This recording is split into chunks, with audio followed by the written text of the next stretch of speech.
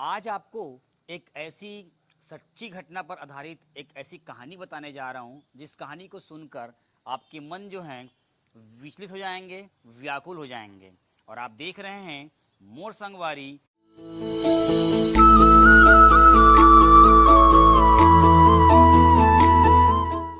Ravi sir की report. साथियों, आज मैं एक ऐसी कहानी आप लोग के बीच बताने जा रहा हूँ जिन्होंने अपने माँ के आदर्शों के साथ चलकर जो है अपनी जवानी को कुर्बान कर दिया। आज मैं ये एक ऐसी कहानी और बताने जा रहा हूँ जो पूरी तरह से संघर्ष से भरा हुआ था, जिनके संघर्ष को मैंने करीब से देखा था। जी हाँ, मैं बात कर रहा हूँ कुथरेल के एक सफल दंत चिकित्सक डॉक्टर लीलांबर यादव की। साथियों, सबसे पहले हम लोग बात करेंगे, जैसा कि आप लोग को ज्ञात होगा कि विगत दिनों जो है 28 अप्रैल को दंत चिकित्सक डॉक्टर साहब लीलांबर जो यादव जी हैं वो हम लोग से हमेशा हमेशा के लिए विदा हो गए हैं।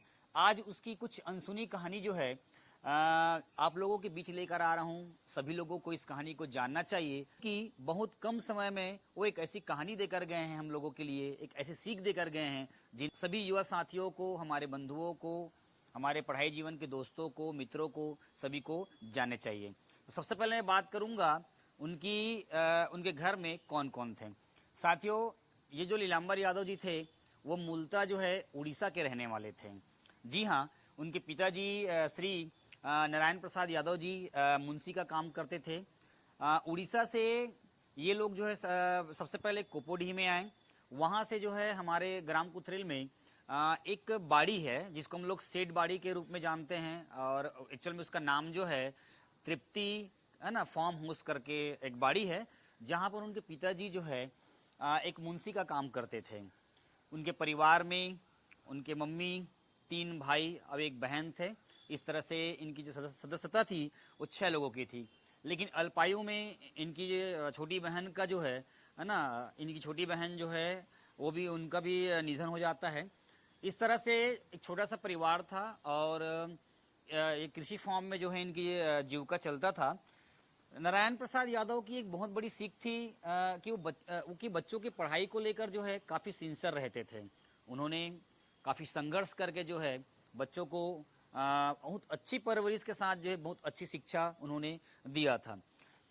बाड़ी में, सेठ बाड़ी जिसको बोलते हैं, हमारे घर से लगा हुआ एरिया है, वहीं पर रहते थे। मेरी मुलाकात जो है सबसे पहले कक्षा जब मैं दूसरी में था और वो लीलांबर जो थे वो तीसरी कक्षा में थे, तब उनसे मेरी मुलाकात हुई थी। आप लोग को पता होगा कि हमारे जो फ्रेंड सर्कल में हीरामन साहू, मैं और कुलेश्वर देशमुख और आपका लीलांबर यादव, ये 4 फ्रेंड हमारे सबसे पहले स्कूली जीवन के हमारे मोहल्ले के लंगोटे यार में से एक हैं।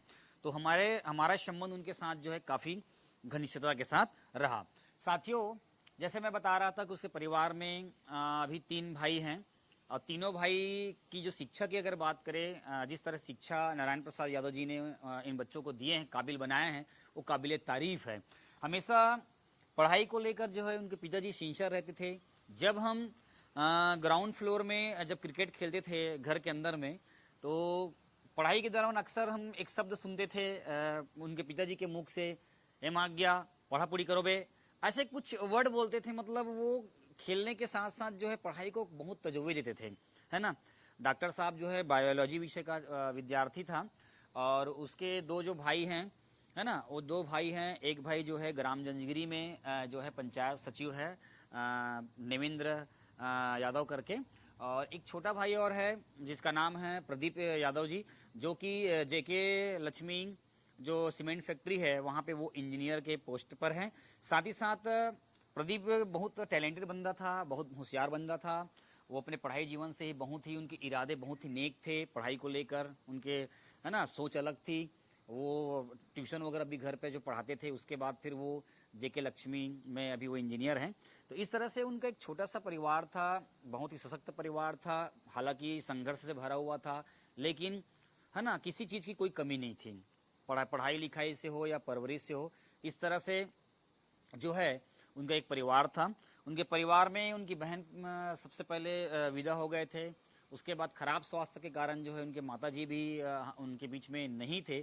इस तरह से उनके परिवार में तीनों भाई और तीनों भाई के साथ साथ जो है तीनों की शादी भी हो चुकी थी, है ना। और उनके पिताजी इस तरह से एक छोटे से घर में, है ना, एक सशक्त परिवार के रूप में कुतरेल में निवास करते हैं। तो इनकी कहानी के बारे में आज मैं बताना चाहूँगा कि किस तरह से इनका सफ़र था। इस सफ़र को पूरा मैं आपके बीच में लेके आ रहा हूँ। तो इनके परिवार में इतने लोग थे। इस अब बात करता हूँ मैं शिक्षा के बारे में बात करता हूँ। शिक्षा के बारे में ये बात करूँगा कि जो नीलांबर जी थे वो बायोलॉजी विषय के विद्यार्थी थे।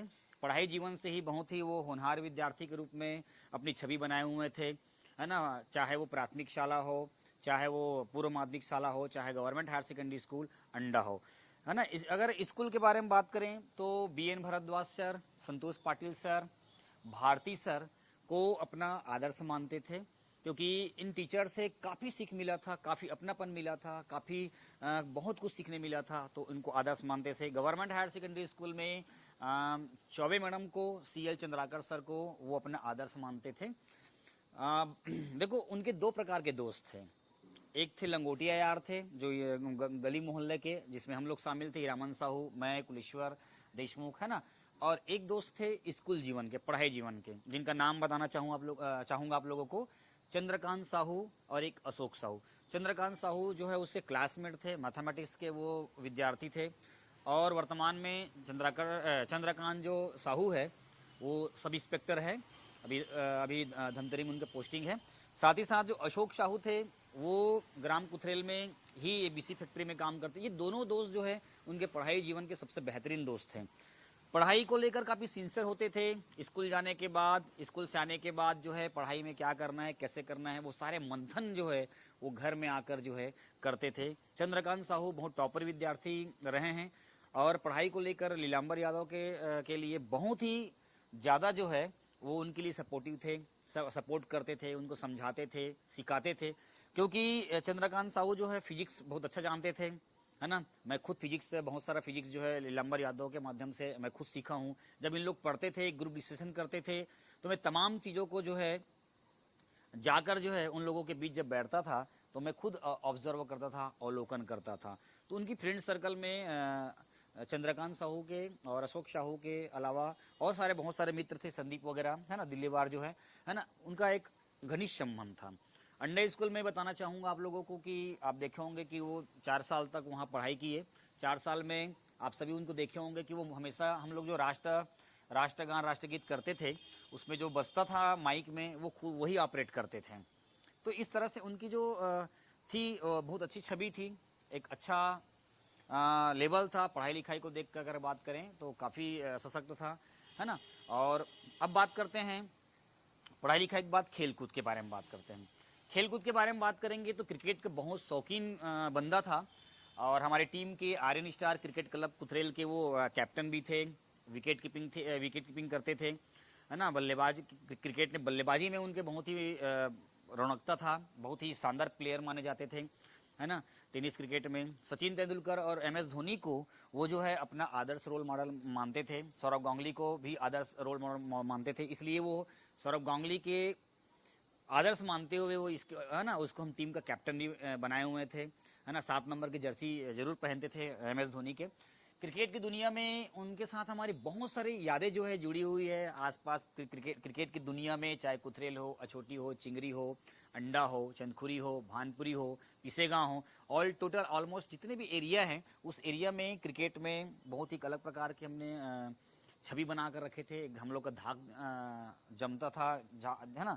बहुत ही एक अलग टाइप की छवि थी जिसकी परिकल्पना आप कई लोगों ने देखे भी होंगे कि क्रिकेट की दुनिया में किस तरह से नाम था, है ना। हमेशा वो क्रिकेट के क्षेत्र में अच्छा काम भी किए हम लोग के साथ मिलकर। मुझे हमेशा जो है वो ओपनिंग देते थे, है ना। मैं छक्का वक्का जब मारता था तो वो काफ़ी प्रेरित करते थे, मोटिवेट करते थे। एक क्रिकेट में वो एक अलग टाइप की उनकी छवि थी और इस छवि को उन्होंने बहुत संघर्ष से प्राप्त किया था, है ना। और ये तो खेल कूद के बारे में बात हो गई। अब मैं बात करता हूँ उनकी अहम जिंदगी के बारे में। साथियों, जैसे ही वो 12वीं पढ़ के स्कूल से जब निकले तो वहीं पर उनके जीवन में एक अलग प्रकार का परिवर्तन आया, एक जिंदगी एक अलग ट्रैक पे आया। अमूमन उनकी जो माता जी थे, नीलेंद्री यादव जी जो है उनके माता जी थे, अक्सर वो स्वास्थ्य को लेकर बहुत परेशान रहा करती थी। अक्सर उनका स्वास्थ्य जो है खराब रहता था। तो उनकी एक मंशा थी कि घर में कोई लेडीज़ पर्सन नहीं है जो घर को संभाल सके या है ना जिम्मेदारी ले सके। तो उनके माँ के आदर्शों के पीछे जो है उन्होंने अपनी जवानी को कुर्बानी दे दिया जो है। और उन्होंने अपनी अल्पायु में, बहुत ही कम उम्र में, जैसे ही 12वीं पढ़ के पास हुआ, मुझे आज भी याद है कि 25 जनवरी 2006 में उनकी शादी हो गई, क्योंकि उनकी माँ चाहते थे कि मेरे जीते जी जो है उनका विवाह हो जाए और घर परिवार को संभालने के लिए एक जो है ना मातृशक्ति के रूप में हमें प्राप्त हो करके। तो उनकी शादी जो है उड़ीसा के ही रहने वाले, चूँकि उन लोग जो है अंजोरा में रहते थे फार्म हाउस पे, तो वहाँ पे जो है कस्तूरी नाम की जो है महिला से उनका जो है विवाह समय से पहले विवाह हो जाता है। विवाह होने से पहले जो है 2-3 महीने उनको घर में पहले से ले आए थे देख रेख करने के लिए, उनकी माताजी का देख रेख करने के लिए। उसके बाद फिर जो है उनका जो है शादी हो जाता है। तो उन्होंने आगे की पढ़ाई को जारी न रखते हुए विवाह अपने माँ के जो उन्होंने उनकी माँ ने जो कहा था उनके हिसाब उन्होंने शादी कर लिया घर परिवार को चलाने के लिए। कम उम्र में ही उन्होंने शादी कर लिया था। साथियों, उसके बाद वो पढ़ाई निरंतरता बरकरार रखे। उनकी काबिलियत को देखकर उनके जो ससुर थे, उनके जो सास थे, जिस फार्म हाउस में काम करते थे वहीं पर जो है मैत्री डेंटल कॉलेज रहे हैं, आप लोग जानते होंगे उसको। तो वहाँ पर उनके ससुर जी ने उनको जो है सबसे पहले जो है ना, मैं ये बताना चाह रहा हूँ आपको कि एक चौकीदार से लेकर जो है वो दंत चिकित्सक कैसे बने। तो उनके ससुर जी जो हैं सबसे पहले उनको जो है वो मैत्री डेंटल कॉलेज में जो है चौकीदार के पोस्ट पर जो है उनको वहाँ पर कॉलेज में उनको एंट्री दिलाए। महज वो जो है 3 से 6 महीने तक की उन्होंने वहाँ पे नौकरी किया। और नौकरी करते करते जो है वहाँ पे उनकी नज़र पड़ी डॉक्टरों की एक विशिष्ट टीम की। जी हाँ, मैत्री डेंटल कॉलेज के जो डॉक्टर थे, डेंटिस्ट थे, उन्होंने इस बंदे को देखा, परखा, यार इस बंदे की उम्र कम है, काबिलियत बहुत ज़्यादा है, बायो सब्जेक्ट वाला है ना, किसी भी चीज़ को जानने की प्रबल जिज्ञासु प्रवृत्ति का ये बंदा है। छोटे सी उम्र में ये जो है चौकीदार का काम कर रहा है, गार्ड का काम कर रहा है, क्यों न हम इसको अपने साथ रखें। तो सबसे पहले जो है डॉक्टर नीलांबर यादव जी को सबसे पहले जो है उसको लैब में रखें। लैब में रखने के बाद उसको डेंटिस्ट के बहुत सारे बारीक चीज़ों को उनको गंभीरता से सिखाते गए, प्रैक्टिस करते गए और अंततः जो है वो डेंटिस्ट को जो दांत जो निकालते हैं, जहाँ दांत की जो प्रक्रिया करते हैं, शल्य प्रक्रिया करते हैं, है ना, उसके बारे में बहुत सारे चीज़ जो है वो जान चुके थे। फिर धीरे धीरे वो आगे बढ़ते गए, बड़े बड़े विशिष्ट डॉक्टरों के संपर्क में आना प्रारंभ किया, बड़े बड़े केस हैंडल करने, है ना, वो प्रारंभ कर दिया था। छत्तीसगढ़ का बहुत सारे ऐसे जगह हैं, ज़िले हैं, जहाँ पर उन्होंने केस को बड़े बड़े डॉक्टर की टीम के साथ जो है हैंडल किया है। तो चौकीदार से वो डेंटिस्ट बने। उसके बाद फिर भिलाई में बड़े बड़े डॉक्टर के बीच में रहकर टीम बनाकर काम करने लगे और अंततः जो है अपने निवास स्थान पर कुथरेल में उन्होंने अंततः एक छोटी सी जो है डिस्पेंसरी, मतलब एक छोटा सा क्लिनिक उन्होंने खोला और वहाँ पर जो है उन्होंने अपनी कम समय में बहुत ही गहन अध्ययन करके आसपास के क्षेत्रों में बहुत है ना लोकप्रियता हासिल कर ली थी। उनके कामों में, उनके काम करने की शैली और रिजल्ट में काफ़ी कुछ था। इसलिए आसपास के जो गांव थे, है ना, कुथरेल के आसपास में गांव थे, कम से कम है ना 50-60 गाँव के लोग जो है दांत का ट्रीटमेंट कराने के लिए जो उनके पास आते थे। ये उनकी लोकप्रियता थी कि कम समय में बड़े बड़े अच्छे अच्छे डॉक्टरों को उन्होंने जो है मात देकर जो है इस मुकाम तक पहुंच गए थे। दांत के इस उनके बेहतरीन सफल व्यवसाय के कारण जो है वो आसपास के एरिया में बहुत फेमस हो चुके थे, है ना। वो घूमना फिरना को बहुत पसंद करते थे, आपको बताना चाहूँगा, है ना। हवाई यात्रा, उन्होंने कई बार हवाई यात्रा किया, है ना। साईनाथ भगवान, शिरडी वाले भगवान को वो जो है अपना बहुत ही आदर्श गुरु मानते थे, है ना। उन्होंने हर अपने छोटे से उम्र में बहुत सारी जो है ना शौक़ उन्होंने पूरा किया, चाहे परिवार का हो, चाहे है ना घर का हो, चाहे अपने पेरेंट्स का हो। बहुत सारे सपना को उन्होंने साकार किए। उनके परिवार में उनके 2 बच्चे थे, है ना। एक अभी 8 साल का है और एक उनका जो बच्चा है वो 17 साल का है। साथियों, उनके जीवन में जो एक बहुत बड़ा जो परिवर्तन आया, उस परिवर्तन के बारे में मैं आपको बताना चाहूँगा। सभी को जो है चेत लगा के सुनना चाहिए। जी हाँ, उनका जो निधन जो है वो 28 अप्रैल को हुआ। निधन होने के ठीक 2 से ढाई साल पहले सब कुछ अच्छा चल रहा था। 2 से ढाई साल पहले जो है उनकी जो धर्मपत्नी थी कस्तूरी, उन्होंने उनका साथ छोड़ दिया था। उनका साथ छोड़ने के बाद वो बहुत परेशान रहते थे। अब कारण जो भी रहा होगा, उनकी धर्मपत्नी जो है उनका साथ जो है वो छोड़कर चले गए थे। उसके बाद से वो काफ़ी टूटा हुआ महसूस करते थे अपने आप को, बहुत अकेला हो गया था। और इसी के साथ साथ जो है वो उसके अंदर अंदर जो है टूटना प्रारंभ हो चुका था। फिर धीरे धीरे जो है गलत संगति के में आकर जो है वो शराब वगैरह पीने लग गए थे। और शराब वगैरह पीने लगने के कारण उनके जो शरीर था, उनके शरीर में निरंतर रूप से धीरे धीरे जो है ना, दीमक की तरह जो है परिवर्तन आ रहा था। उनके शरीर जो है खोखला होते जा रहा था। और आपको बताना चाहूँगा कि लीलांबर जी जो हैं वो एक्चुअल में उनको सिकलिन था बचपन से ही। और सिकलिन में आप लोग जानते होंगे कि समय समय पर जो है खून वगैरह जो है उनको चढ़ाना पड़ता है ना, देना पड़ता है। कई बार हॉस्पिटल में मैंने खुद उनका साथ दिया, देखा है, गया है जब वो एडमिट होते थे। जब वो एडमिट होते थे तो कोई लोग को, किसी भी लोगों को परेशान करने के वो बिल्कुल भी उनकी एक मंशा नहीं होती थी। वो खुद जाके अकेले एडमिट हो जाते थे, अकेले ट्रीटमेंट करवा के आ जाते थे। उनका कहना ये था कि मेरे कारण घर परिवार के किसी लोगों को किसी प्रकार की वो परेशानी ना हो। उनकी मैडम के जाने के बाद जो है वो एकदम टूटा हुआ महसूस करते थे, शराब वगैरह पीने लग गए थे। और शराब वगैरह पीने लग जाने के कारण जो इनके शरीर में जो परिवर्तन आया, और अंततः वो जो परिवर्तन था और उस परिवर्तन के परिणाम स्वरूप जो है ना, उनका जो लीवर था वो लीवर डैमेज हो चुका था, ख़राब हो चुका था, उसमें पानी भर चुका था, है ना। और उनकी जो पीली थे पेट के वो भी फट चुका था। उनके किडनी वगैरह में, उनके लंग्स वगैरह में प्रॉब्लम आ गया था। इस वजह से वो जो है ना, वो इस वजह से वो जो है अपने शरीर को वो जो है ना बचा नहीं सके, ऐसा डॉक्टरों का कहना था। डॉक्टरों के जो रिपोर्ट था उनका ये कहना था। साथियों, शराब जो है हमेशा आप लोग को जानते होंगे, शराब हमेशा जो है ना परिवार को नष्ट कर देता है, शरीर को नष्ट कर देता है, लोगों में है ना कोलाहल ले आता है, कई प्रकार की विसंगतियाँ उत्पन्न कर देता है। अगर शराब का सेवन अगर जो है टॉनिक के रूप में, दवाई के रूप में अगर 2-4 महीने में एक बार ऐसा टाइप के लिया जाए तो ये अच्छा माना जाता है, टॉनिक माना जाता है ना, स्वास्थ्य के लिए जो है अच्छा माना जाता है, स्वास्थ्यवर्धक माना जाता है। लेकिन अगर आप उसका गलत तरीके से निरंतर प्रयोग करेंगे, गलत तरीके से उसको प्रयोग करेंगे तो ये आपके सेहत के लिए विपरीत असर पड़ सकता है, विपरीत असर पड़ सकता है। साथियों, आप शराब के बारे में मतलब किस तरह से देखो उसके शरीर में बदलाव आया, किस तरह से उसके शरीर में टूटना प्रारंभ हुआ, इसके बारे में आप क्या कहना चाहेंगे? कमेंट सेक्शन में जो है ज़रूर अपना राय दें। मैंने अक्सर देखा कि भले ही उनकी धर्मपत्नी उनको छोड़ कर चली गई थी, लेकिन जो उसके जो सास ससुर थे बहुत ही सरल स्वभाव के थे, बहुत ही बेहतरीन नेचर के थे।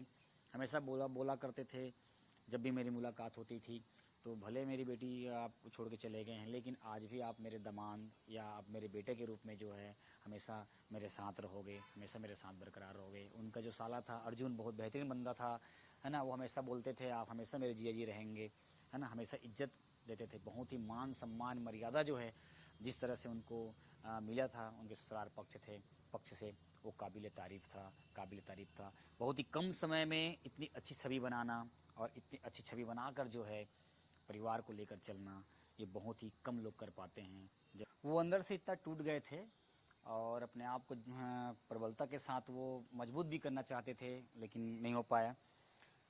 लीलामर भाई की खास बात ये थी कि वो इज्जत बहुत, है ना, इज्जत बहुत करते थे। बड़ों को हमेशा सम्मान देते थे, छोटों को हमेशा स्नेह देते थे। जैसे मैं अपनी बात कर रहा हूँ कि मुझे वो दोस्त कम भाई ज़्यादा मानते थे।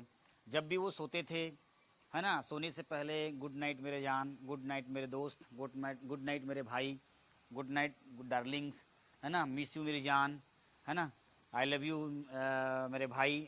ऐसे शब्द मैं कभी ज़िंदगी में सुना नहीं हूँ। ऐसे शब्द जो है उनके मुख से व्हाट्सएप के माध्यम से, टेक्स्ट मैसेज के माध्यम से मुझे मिलता था, क्योंकि हमने तमाम वो जीवन के बहुत सारे खेल कूद जो है हमने उनके साथ जो है बिताए हुए हैं। परिवार से, है ना, मतलब परिवार से प्रबल होने के साथ साथ जो है वो हर काम में माहिर थे। जैसे स्कूल से जब आते थे तो हमारा सबसे बड़ा प्रमुख कारण जो काम रहता था दातून तोड़ना।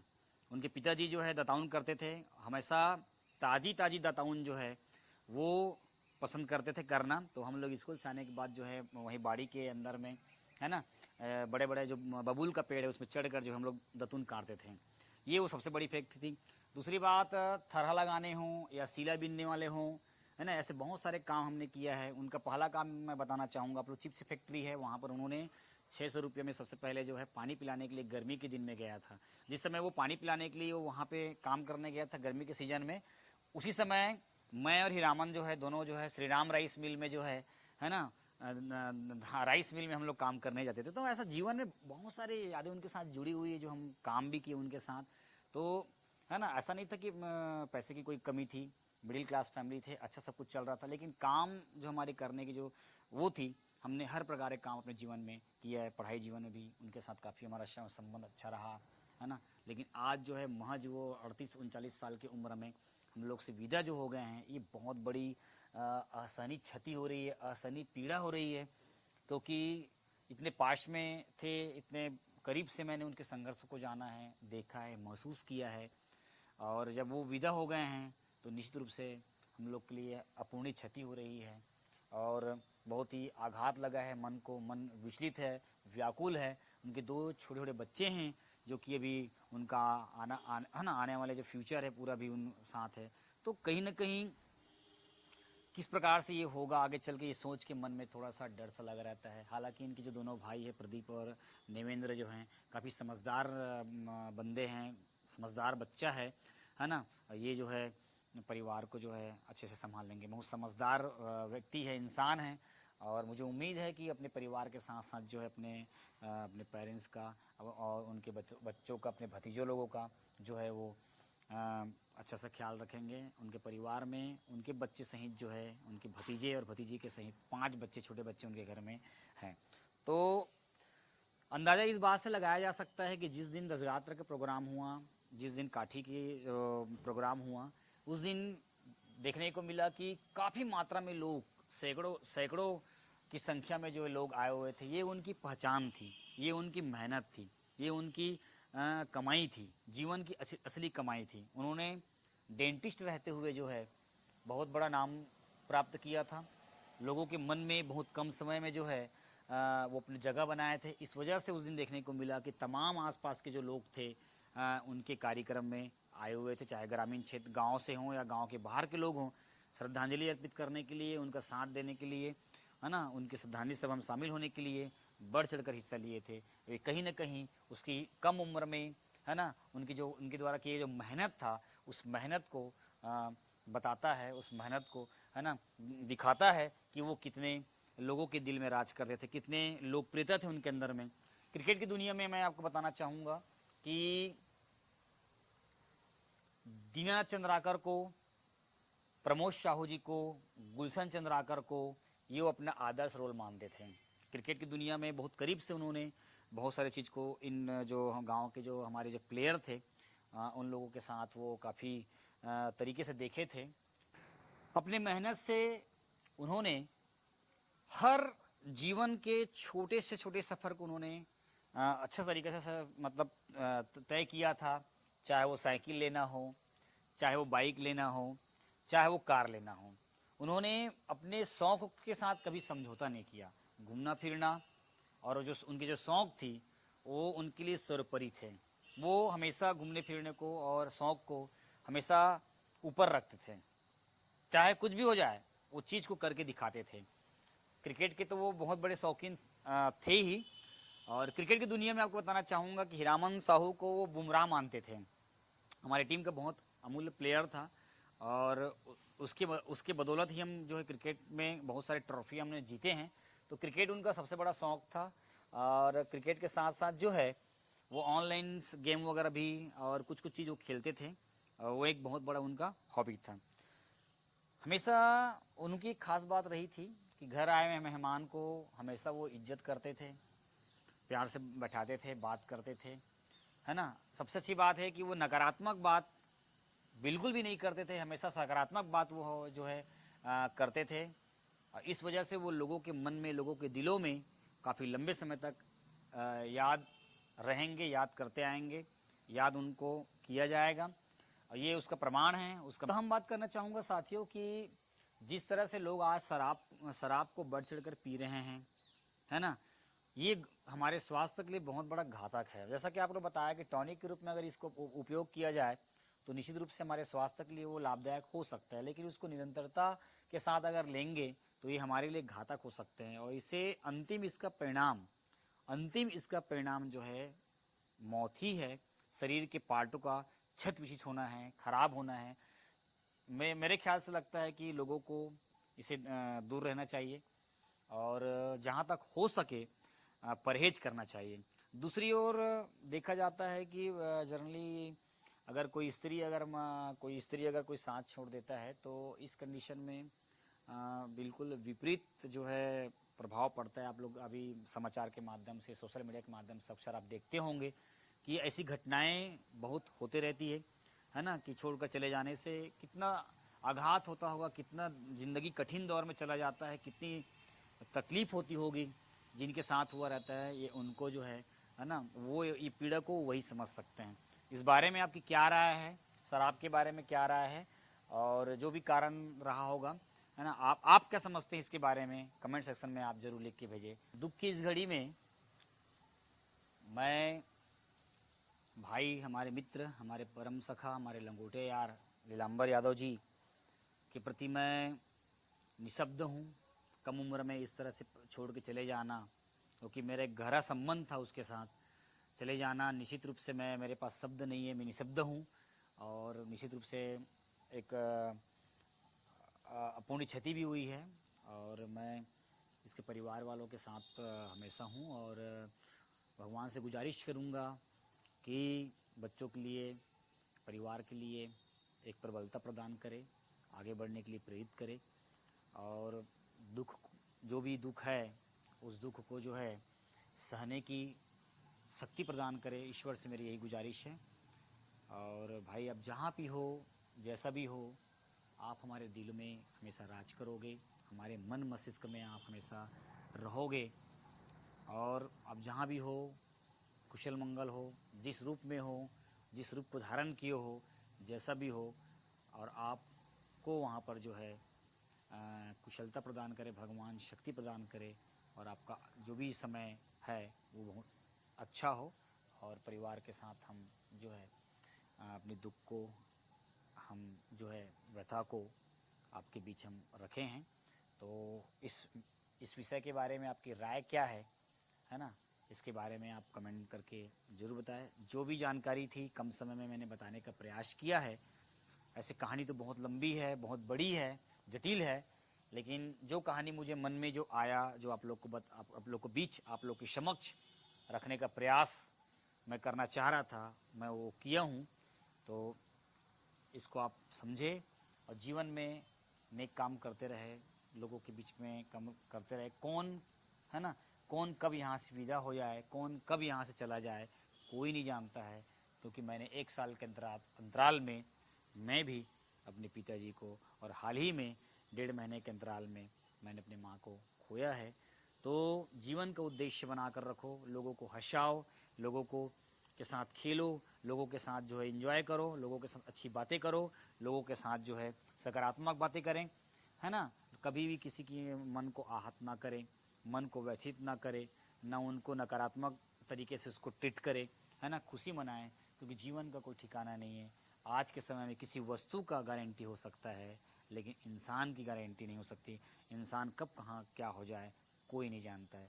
इसलिए सबके साथ अच्छे से मिलजुल कर रहें, विचारों का आदान प्रदान करें, एक दूसरे को खुश करने का प्रयास करें, सबको हंसाए और अपने दिलों में बसाने का प्रयास करें। तो मिलते हैं अगली वीडियो में। आप लोगों को एक छोटा सा मेरा प्रयास कैसा लगा वो लिख भेजिए। जो भी मेरे मन में था मैंने वो कहने का प्रयास किया है। आप देख रहे थे मोर संगवारी रवि सर की रिपोर्ट। साथियों, जो अभी तक चैनल को सब्सक्राइब नहीं किया है उन लोगों से निवेदन है कि चैनल को सब्सक्राइब करें। गांव का चैनल है, आगे बढ़ाना है, लेकर चलना है और बहुत सारी कहानियाँ जो है इस चैनल के माध्यम से आप तक लेकर आना है। तो बने रहिए मोर संगवारी।